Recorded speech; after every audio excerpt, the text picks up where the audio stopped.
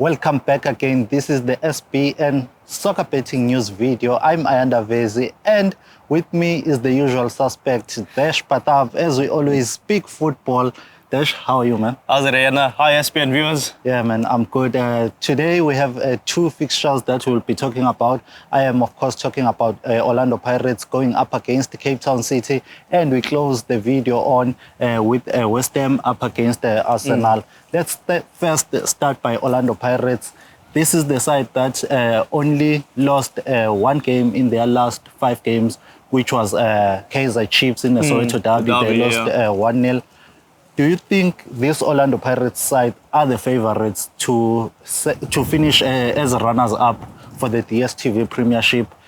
Looking at their previous game, they even beaten SuperSport United, who are the runners, who are also contesting for the second place. Spot, yeah. And Kaizer Chiefs dropped points last weekend. For me, Orlando Pirates has been the form team of 2023. You know, they've got some incredible results.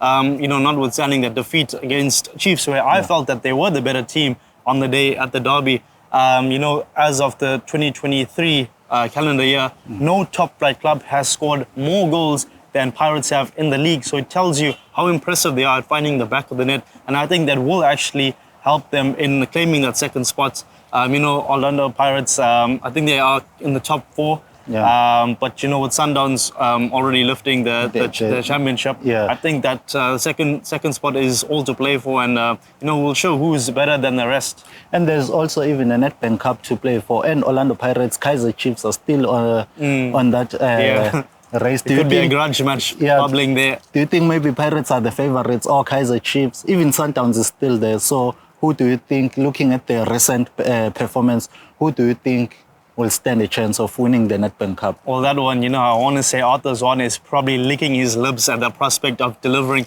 that all-important silver piece to the Glamour Boys. I think their trophy cabinet has been empty for about 8 seasons running now, if I'm not mistaken. Countless managers. You can't even count.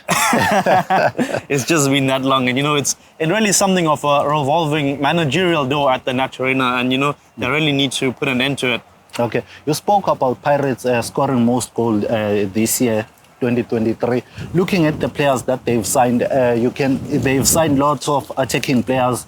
I want us to look at the whole squad for Orlando Pirates. Do you see them next season coming out gun blazing? Because at the beginning of the season, everyone was saying Orlando Pirates is the team to challenge Sundowns for the title. The PSL title, yeah. Look, I agree with you there. I think that the squad that they are assembling is going to be one that can rival for the title. With the Sundowns squad having so many international players, there's a lot of foreigners in that team, a lot of South American talent. That's why they've earned themselves the title of being the Brazilians. Yeah. But with the local talent that Pirates are churning out, you look at your Sakashle Lapasas, who's currently plying his trade at SuperSport just on loan. But there's other players, you look at your Craig Martin, who was a Bafana international before he signed. So they are trying to increase the quality in the team, even if it's not in the starting 11, but that squad will develop. And I think they will be able to go toe-to-toe the next season, perhaps. What do you make of Sipho Chain, who came in for Siyabonga Mpontshane? Of course, Siyabonga Mpontshane, he made some mistakes, which ended up of him being dropped. So what do you make of Sipho, who stamped his authority and took that jersey? Yeah. Now he's been a revolution for me in the Orlando Pirates net, and probably has got more than a part to play in their strong form in 2023. I believe he's got 3 straight clean sheets across his previous 3 appearances. And, he really is solidifying that defense ahead of his back 4. And I'm very interested to see how he ends off in the rest of the season. I believe he's conceded just 11 times across his 13 league appearances. That's obviously including his fixtures that he played for Chippa United before making the swap to Orlando Pirates. Yeah, and then I want us to move on from Orlando Pirates and talk about Cape Town City. This is the side that started very shaky this season. I think they were even found themselves on 13th position on the log. But you see them now, they are within the top 6 on the league. Looking at their key players that they have, the likes of Khanyisa Mayo and Mduduzi Mdantsane, who will eventually leave the club and go and join Kaizer Chiefs. Some of the top three clubs. What do you make of Cape Town City? Well, look, I'm glad you mentioned the players because, you know, they are such a well-run club that I do feel that they are a selling club at this current point in time. I'm sure that will change as the years roll by. And, you know, maybe Eric Tinkler is still the man at the helm. And he maybe has a word with John Kummetis being the owner of the club and saying, we can't keep selling our top talent and expecting us to compete. You know, they finished second in the DStv Premiership last season and did go play in CAF, you know, and it wasn't a good showing. It was a bit of an underwhelming campaign for them, a very short stint, but it did show that that they are a results-driven team. And, you know, those players, you know, they do play for that move, if I'm being honest. You know, I mentioned Craig Martin early on. You know, he was a Bafana international, doing really well at Cape Town City, making the move to Pirates, maybe even forcing the move to Pirates. For me, it went it was very low-key, but another player that has done really well in the past was the goalkeeper, Hugo Marquez. You know, he kept 15 clean sheets in his 29 league appearances last season, earning himself the Golden Glove. And everyone was shocked when he resigned and went to join Pedro Luanda of Angola. So, precisely. Speaking of Cape Town City selling players, where do you see Thabo Notata playing next season? Because the rumors are Cape Town City have come out to say we're selling Thabo Notata. Because he has been one of their star players in that camp. What do you think is happening with the player there? Look, honestly, I think it's just a move away from Cape Town City. Maybe he forces the move to. So I think a KZN outfit could be a right fit for him. You know, because he's born here. You see a move back home, and you know it's not uncommon for players to move closer to their homes. I believe Victor Letsoalo is back in Limpopo, his home country. I think his home town with Sekhukhune United, if I'm not mistaken. So you know it's another player that does move closer to home. So.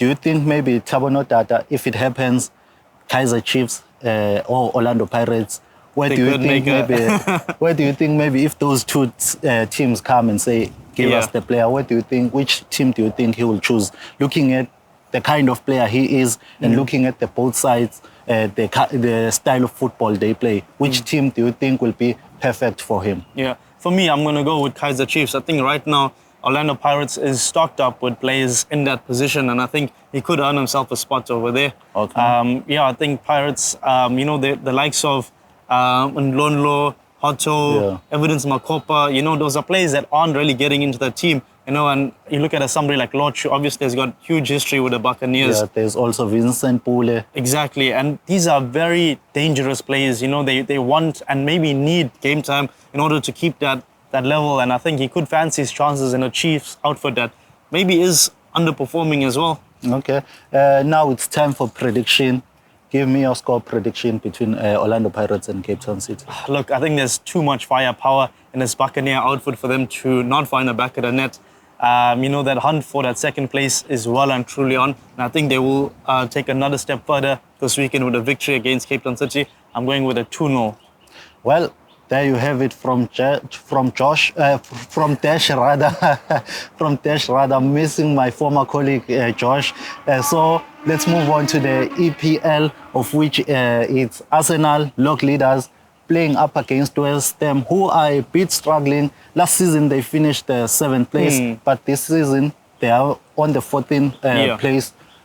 Why do they still keep David Moyes, of which last season they did well? If I'm not mistaken, they were even within the top 4 in the Premier League.